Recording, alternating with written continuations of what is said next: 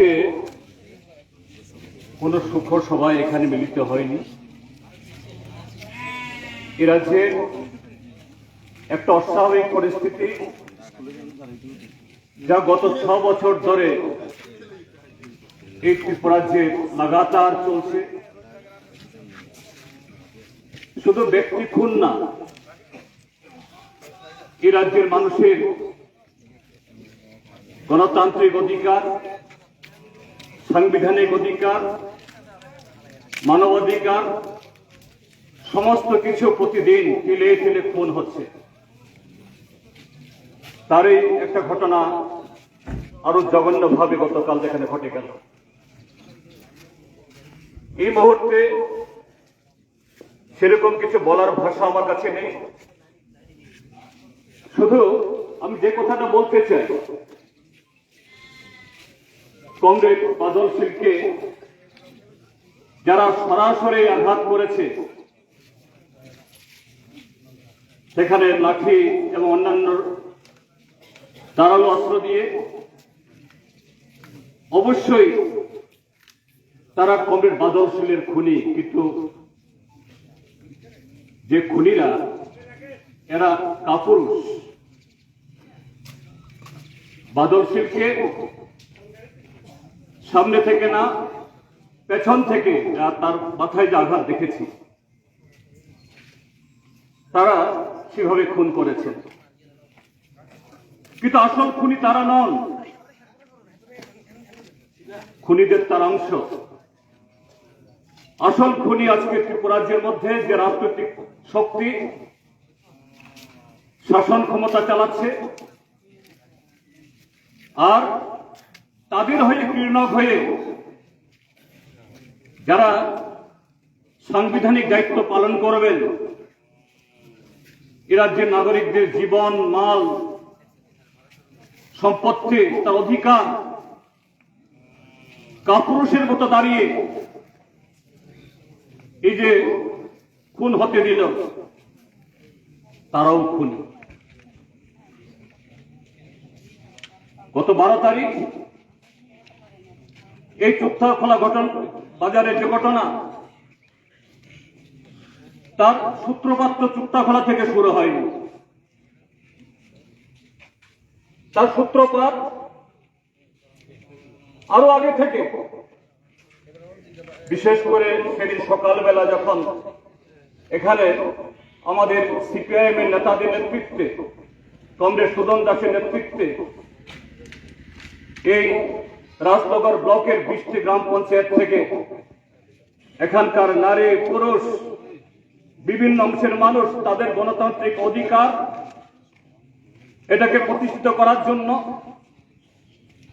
রাজ্য নির্বাচন কমিশনের তার বিজ্ঞপ্তি অনুসারে তারা রাজনগর ব্লকের বিডিও তথা রিটার্নিং অফিসারের কাছে নমিনেশন পত্র দাখিল করবেন। এটা তাদের সাংবিধানিক অধিকার। কিন্তু কেমন রাজ্য চলছে, কেমন শাসন চলছে, একদল লোক তারা বৈধভাবে একটা নির্বাচনে তাদের প্রার্থীপদ তারা সুপারিশ করবেন, আর আরেকজন লোক দিন দুপুরে কোনো লুকিয়ে চুরিয়ে নয়, তারা ব্লকে রাস্তা আগলে রেখে, রাজপথ আগলে রেখে, লাঠি সুটা নিয়ে এদেশের বৈধ নাগরিক তাদের বৈধ অধিকার তারা ভোগ করতে চান, তাকে আটকাচ্ছে। সেদিন এখানে যারা আমাদের পার্টির নেতৃত্ব দিচ্ছিলেন, তারা বারে বারে এখানকার প্রশাসনের সর্বোচ্চ আধিকারিক, আরক্ষা দপ্তরের সর্বোচ্চ আধিকারিক, তাদের সাথে কথা বলেছেন। আমি আরেকটা ব্লকে এরকম একটা পরিস্থিতির মোকাবেলা করছিলাম, ধলাই জেলা। সেখান থেকে এখানকার পুলিশের এসপি,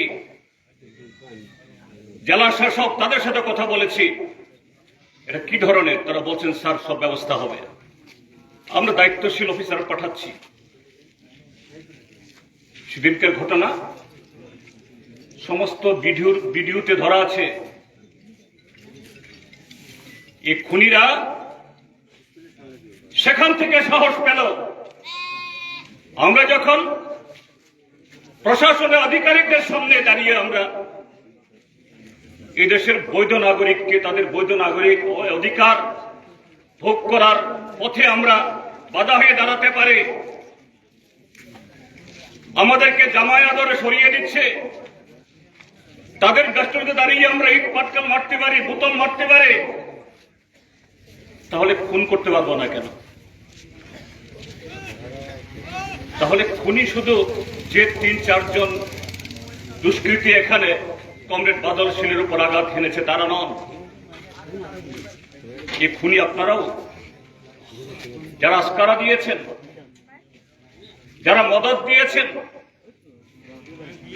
কিন্তু তাদেরকে বলতে চাই যে রাজনৈতিক কর্তৃত্বের ছত্র ছায়ায় বা তাদের কারো কারো অঙ্গুলি হিলনে আপনারা আপনাদের এই সাংবিধানিক দায়িত্ব আপনারা পালন করছেন না, আপনারা রেহাই পাবেন না।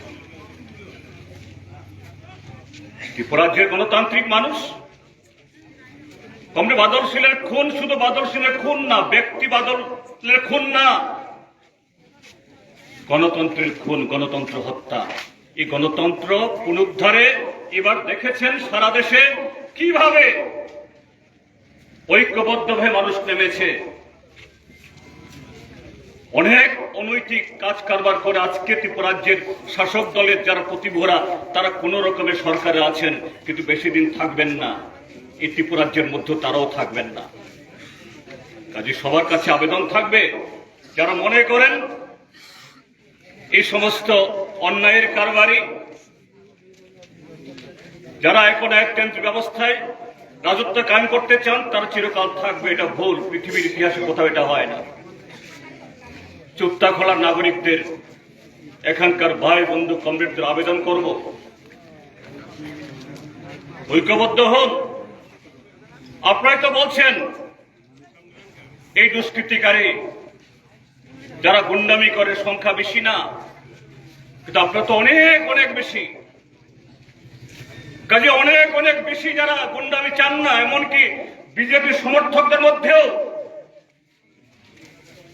সাধারণ মানুষ যারা উন্নয়ন যারা চান, কেউ চান না এভাবে একজন তরতাজা যুবক অকালে তার প্রাণ জ্বরে যাক, অকালে তার স্ত্রীর সিঁথির সিঁদুর মুছে যাক, একটা যুবতী মেয়ে অকালে তার পিতা হারাক, কেউ চান না।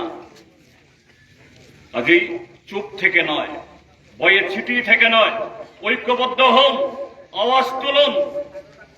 দেখবেন এই দুষ্কৃতীরা যারা এইভাবে গণতন্ত্রকে, মানুষের অধিকারকে, মানবাধিকারকে যারা বুলণ্ঠিত করছে, এরা একদম আস্থা করে চলে যাবে। কাজেই সবাই ঐক্যবদ্ধভাবে, কমরেড বাদল শীল শুধু নিজের জন্য জীবন দেননি, তিনি আমাদের আপনাদের সকলের অধিকার রক্ষার্থে জীবন দিয়েছেন। কাজেই তার সে আরব্ধ অবশিষ্ট কাজকে যাতে আমরা সম্পাদন করতে পারি, তার জন্য আগামী দিন আমাদের লড়াইকে আরো জোরদার করতে হবে। এই কথাগুলো বলে বাদল শীলের প্রতি আমার শ্রদ্ধা জ্ঞাপন করে আমার বক্তব্য শেষ করছি। বাদল শীল অমর রহে।